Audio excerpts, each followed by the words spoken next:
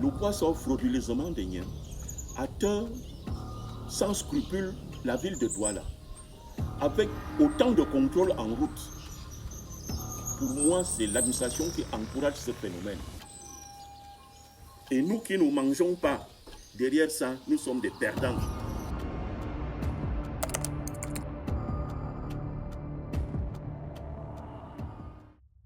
Bonjour, je suis Sa Majesté Ngomane Tiché Thomas, le chef du village Niem. C'est l'occasion pour moi de revenir sur ce qui nous chagrine dans ce village. Je veux parler des Warapeurs.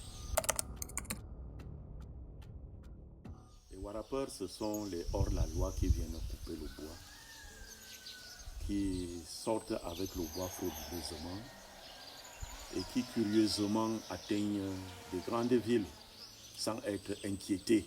Ils se servent partout, que ce soit dans la réserve, je peux appeler villageoise. Pire, ils se servent même dans les zones protégées comme les UFA. À partir du moment où ils travaillent de nuit, vous venez le jour, vous voyez, vous remarquez seulement les traces des engins au sol. Ils ont coupé le bois.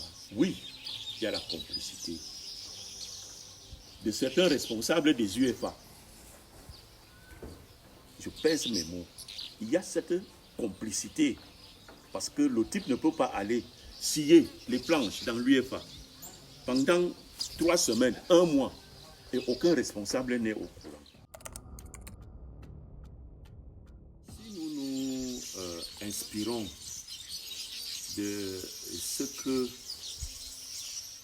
on avait suggéré quand on créait les forêts communautaires, on nous parlait de 10 000 francs le mètre cube. Quand vous prenez un camion de 43 mètres cubes, ça fait à tout casser 430 000 francs de manque à gagner pour le village.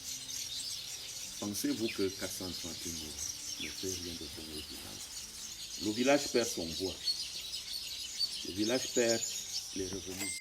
Nous regrettons que ces gens aillent sans rien nous laisser parce que ça nous aurait permis de continuer à faire développer le village.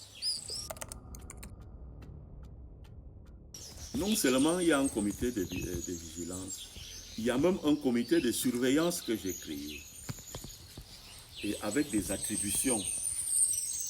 Malheureusement, la corruption gangrène tout notre système.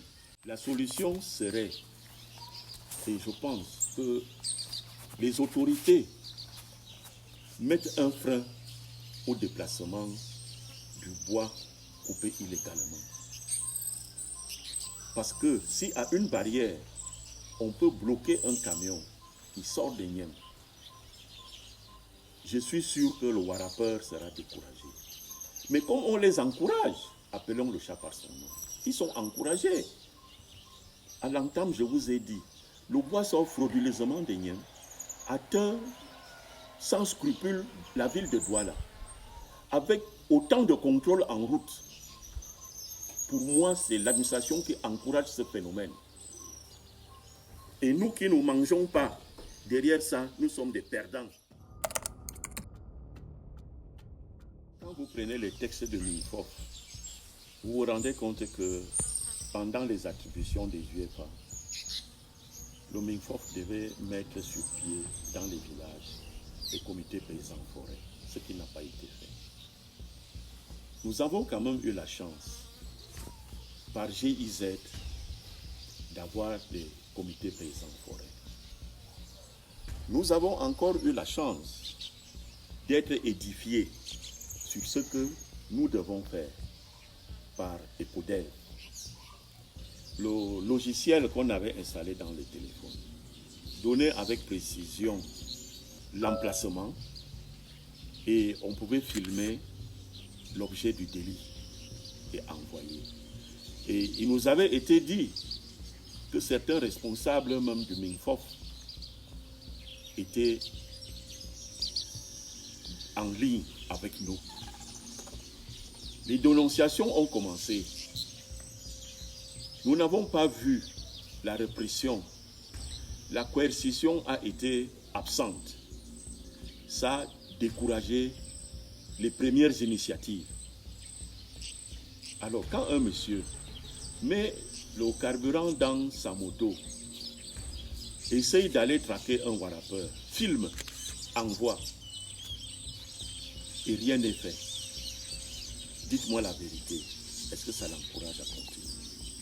Donc, à ce niveau, il serait souhaitable, si on veut vraiment réduire ce problème de warrapeur, qu'on donne un peu les moyens, ne fût-ce que pour les motos, pour permettre aux gens de tourner en brousse, filmer, et que l'administration prenne ses responsabilités.